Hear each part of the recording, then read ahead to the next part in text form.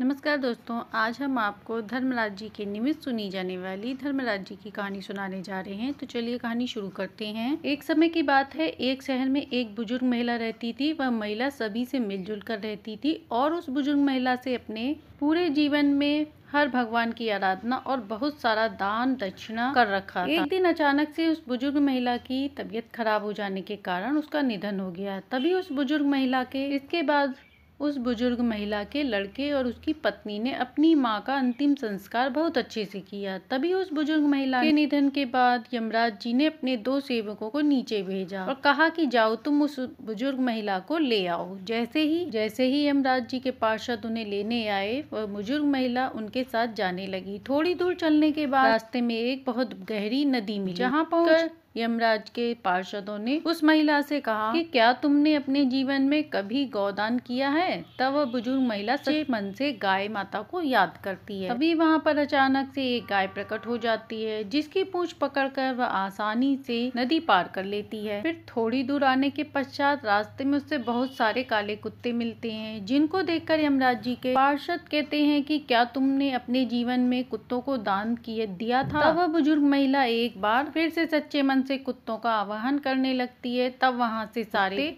चले जाते हैं। इसके बाद वह बुजुर्ग महिला और यमराज के पार्षद आगे की ओर बढ़ देते हैं। थोड़ी दूर चलने के पश्चात एक कौवा उस बुजुर्ग महिला के सिर पर अपनी चोंच से कड़ा प्रहार करने लगता है, जिसको देखकर यमराज के पार्षद कहते हैं कि क्या तुमने अपने जीवन में कभी किसी ब्राह्मण की लड़की के सिर की तेल की मालिश की है या नहीं? यह बात सुनकर बुजुर्ग महिला ब्राह्मण की बेटी का सच्चे मन से आवाहन करने लगती है। इसके बाद कौवा उस बुजुर्ग महिला को चोंच मारना बंद कर देता है और वहां से चला जाता है। फिर वहां वह बुजुर्ग महिला और यमराज के पार्षद दोनों आगे बढ़ जाते हैं। थोड़ी दूर चलने के बाद यमराज के पार्षद और वह बुजुर्ग महिला आगे बढ़ने लगते हैं तो उस बुजुर्ग महिला के पैरों में कांटे चुभ जाते हैं। इसके बाद यमराज के पार्षदों ने कहा, क्या तुमने अपने जीवन में कभी खड़ाऊ दान की है? जिसके बाद वह बुजुर्ग महिला उनसे वह बात सुनकर खड़ाऊ का आवाहन करना शुरू कर देती है। देखते ही देखते बुजुर्ग महिला के पैरों में खड़ाऊ आ जाती है और वह बुजुर्ग महिला और यमराज के दोनों पार्षद आगे की ओर चल देते हैं। जिसके बाद दोनों सेवक उस बुजुर्ग महिला को यमराज जी के पास ले जाते हैं और फिर यमराज जी बुजुर्ग महिला को चित्रगुप्त के पास ले जाते हैं। तभी चित्रगुप्त जी यमराज जी से कहते हैं, ये कौन है और आप किसको लेकर यहाँ आए हैं? तभी यमराज जी चित्रगुप्त से कहते हैं कि इस बुजुर्ग महिला ने अपने पूरे जीवन में बहुत सारा दान और बहुत सारा पुण्य किया है, लेकिन इस महिला ने धर्मराज जी की कोई भी पूजा अर्चना नहीं की है, जिसके कारण यह बुजुर्ग महिला आगे नहीं जा सकती। यह सुनकर बुजुर्ग महिला बहुत आश्चर्यचकित हो जाती है। जिसके बाद उस बुजुर्ग महिला ने यमराज जी से कहा कि आप मुझे 7 दिन का समय दीजिए और मुझे वापस धरती लोक पर भेज दीजिए, जिसके बाद में इन 7 दिनों में धर्मराज जी की पूजा अर्चना, उनका व्रत उद्यापन करके वापस आ जाऊंगी। जिसके बाद यमराज जी इस बुजुर्ग महिला को 7 दिन का समय दे देते हैं और धरती लोक पर वापस भेज देते हैं। धरती लोक पर वापस पहुंचकर सभी लोग बुजुर्ग महिला को देखते हैं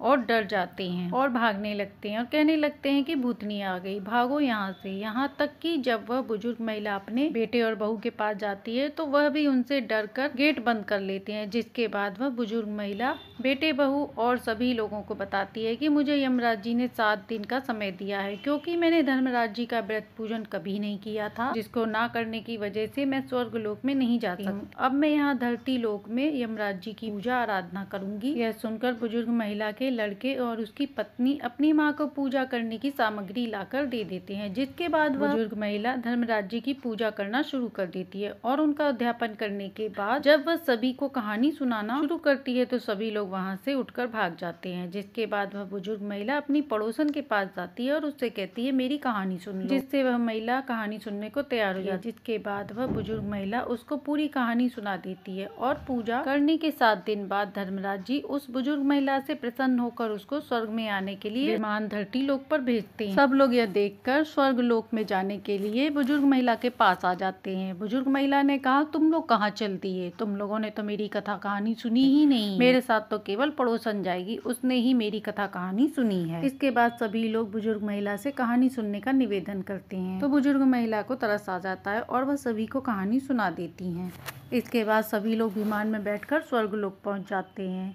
धर्मराज जी ने देखा तो वह आश्चर्यचकित होकर कहने लगते हैं कि मैंने तो सिर्फ बुजुर्ग महिला के लिए विमान भेजा था, यहाँ पूरा गांव कैसे आ गया। तभी वो बुजुर्ग महिला धर्मराज जी से कहती है, हे धर्मराज जी, मैंने अपने पूरे जीवन में जितना भी पुण्य किया उसका आधा पुण्य इन लोगों को दे दीजिए। इसके बाद धर्मराज जी उन लोगों को स्वर्ग में जगह दे देते हैं। तो ये थी धर्मराज जी की सुनी जाने वाली कहानी। अब सुनते हैं दूसरी कहानी। एक समय की बात है, एक गांव में एक भाई बहन रहते थे। दोनों में अत्यंत ही प्रेम था। भाई बहन एक दूसरे से बहुत प्यार करते थे। कुछ समय बाद बहन की शादी हो गई एक अमीर परिवार में। इसी के बाद कुछ समय बाद भाई की भी शादी हो गई और कुछ समय बाद उसके 2 बच्चे भी हो गए। भाई की पत्नी पूजा पाठ में लगी रहती थी। वह धर्मराज जी के नित्य नियम भी करती थी। उसके बच्चे भी बहुत संस्कारी थे।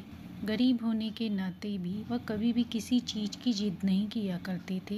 एक दिन भाई को पता चला कि उसकी बहन की सास की बरसी है। वह घर आया और अपनी पत्नी से बोला कि मुझे अपनी बहन के घर जाना है। उसकी पत्नी ने कहा, आपको कैसे पता चला, क्योंकि वहाँ से तो कोई बुलावा आया ही नहीं था। भाई ने बात को छुपाते हुए कहा, अरे भाग्यवान, बुलावा आया था जब मैं खेत पर था। वहाँ एक आदमी आया था और वहीं से कह के चला गया था। तब उसकी पत्नी ने कहा, आप अपनी बहन के यहाँ जो चीज ले जाने वाले हैं उसकी व्यवस्था कहाँ से करेंगे। तब भाई ने कहा कि हम किसी से उधार ले लेंगे। तब उसकी पत्नी ने कहा, ठीक है। इसके बाद भाई जरूरत का सामान लाकर दे देता है और अपनी बहन के घर जाने के लिए तैयार होता है। उसकी पत्नी रास्ते में खाने के लिए चूड़ा और चीनी बांध देती है। भाई गांव से उधार लेकर साड़ी और ऊपर का सामान लेकर अपनी बहन के घर चल देता है। रास्ते में एक बड़ा सा पीपल का पेड़ आता है। वहीं पेड़ के नीचे बैठकर सोचता है, बहन तो बहुत अमीर है, उसके घर बहुत अच्छा अच्छा पकवान बना होगा। अगर मैं चूड़े को खा लूंगा तो मेरा पेट यहीं पर भर जाएगा। ऐसा करता हूँ, इसे जमीन में गाड़ देता हूँ।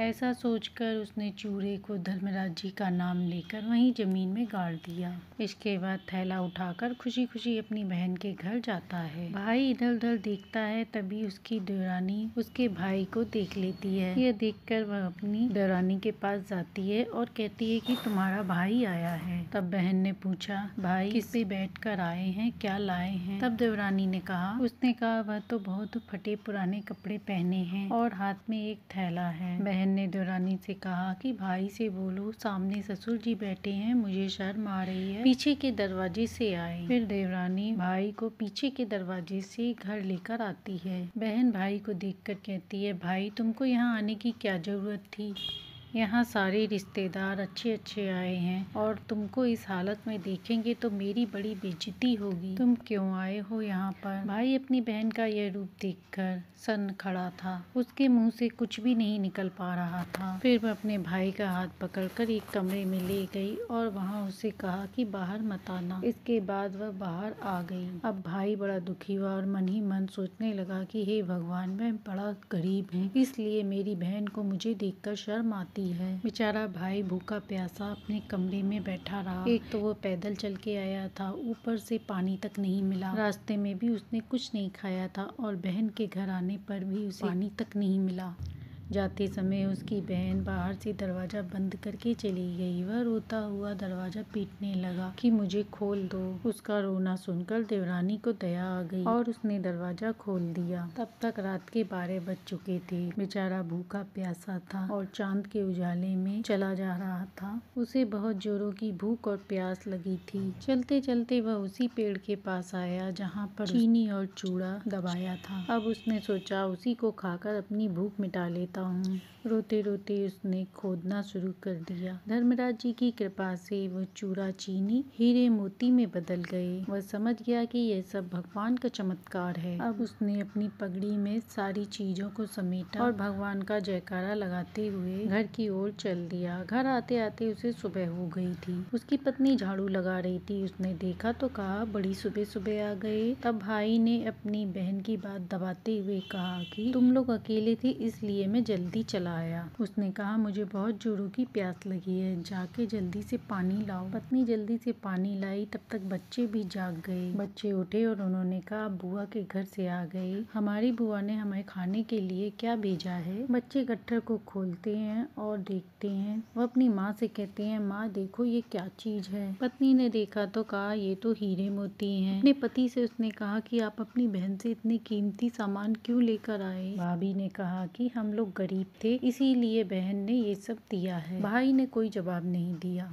इस प्रकार धर्मराज जी की कृपा से भाई के दिन बदल गए। अब वह नगर का सेठ कहलाने लगा। उसकी पत्नी बोली हमारे अच्छे दिन बदलने के लिए आपकी बहन ने बहुत कुछ किया है, आप उन्हें हमारे यहाँ बुलाकर लाइए। इसके बाद भाई भी तैयार होकर अच्छे से सूट बूट पहन कर गाड़ी निकाल कर बहन के घर की ओर चल दिया। बहन की देवरानी ने देखा और वो दौड़कर बहन के पास गई और कहा और बोली जीजी आपके भाई आए हैं। बहन ने कहा क्या पहने हैं और किससे आए हैं। देवरानी ने कहा सूट बूट पहनकर गाड़ी से आए हैं। बहन ने कहा भाई से बोलो कि मेन दरवाजे से आए। देवरानी ने भाई को मेन दरवाजे से लेकर अंदर आई। भाई आया तो बहन ने भाई की आरती उतारी, पकवान खिला के पानी पिलाया। भाई ने कहा बहन मैं तुम्हें लेने के लिए आया हूँ। बहन ने कहा ठीक है भाई मैं तैयार होकर आती हूँ। इसके बाद भाई अपनी बहन को लेकर घर आता है। भाई का महल जैसा घर देखकर बहन बहुत खुश होती है। भाभी अपनी ननद की खूब सेवा सत्कार करती है।